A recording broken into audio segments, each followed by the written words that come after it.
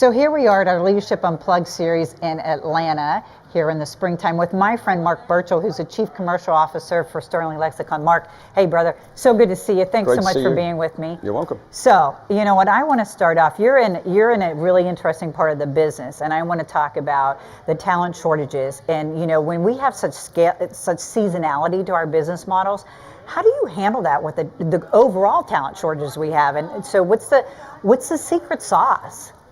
Yeah, I don't know that there's a secret sauce. I think that different companies in different sectors approach it in different ways. So, you know, one of the biggest crunches is obviously in the tech world, and that truly is a war for talent.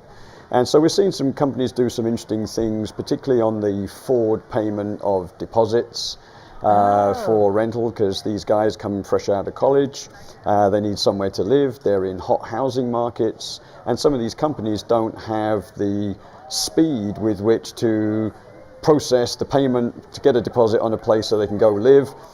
So we're seeing more and more kind of where we're advancing the money to help these people get into these places, and that then is turning recruitment and relocation into a tightly connected benefit that these companies are now starting to say, hey, if you come and work for me, here's the relocation package you get, and it's seen as more of a benefit. It's not just a policy, and it's not just a cost. So you know what, I actually love the last part of what you're saying, where you said, hey, it's not just a cost, it's a benefit. Are you hearing more and more, or any differently, so when you talk about organizations making these changes, are they focusing on the experience that they want for the people? Are they really giving that serious thought? Yeah, I think there's a couple of drivers to that, because the whole tax change has really accelerated this movement to lump sum. Oh, okay, yeah, and sure. So now there's this great balance between, on the one hand, you've got millennials have this absolute power in their smart device, and they can make choices in the world of Amazon. They want instantaneous responses, results, immediate next day delivery. And I think that's transferring into the world of relocation. So what we're seeing is this kind of what I call relocation friction. On the one hand, you've got the need to placate, kind of help these millennials with this instant need to get everything done as quickly as possible.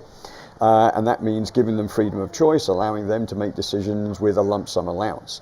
But then behind that, you've got all the issues of compliance, duty of care. So this friction that is being developed. So I think the smart relocation companies are adapting to a world where you've got to address both. You've got to give the corporate client the sense that there is a duty of care and approach to compliance, but you've got to give the millennials the choice and the freedom of choice to make quick decisions and make the moves quickly. Yeah. So, you know, we're here from a Leadership Unplugged perspective. So, Mark, I want to pick up on, you know, you're a seasoned leader. You know, your title, your stature, and so what piece of leadership wisdom would you pass along to the next generation of youthful leaders?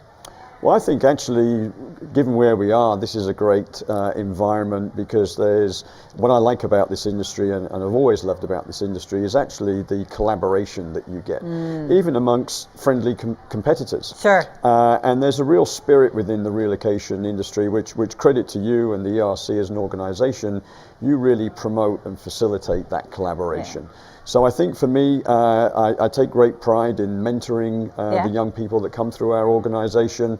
You know, 35 years in the business, I wouldn't like to say I've seen it and been there and done it, but I think experience counts. Yeah. But I think it's this collaboration and helping the young people that want to come into our business, because they have something new to bring to seasoned leadership like me, because they think differently about the business.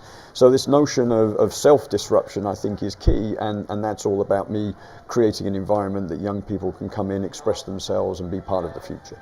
You know what I loved mostly about what you just shared at the very end there, Mark, was this concept that what we can learn from them. Mm-hmm. You know, I find so many times that when I talk to leaders, they sort of think about it as just a vertical pipe one way, and they don't realize all the benefits they're missing going the other way. And I think that's I just think that's a real shortcoming for us. Even when you've got the mentor-mentee relationship. So what's the greatest, we'll close on this last question, what's the greatest piece of leadership advice you've ever received? Be a good listener.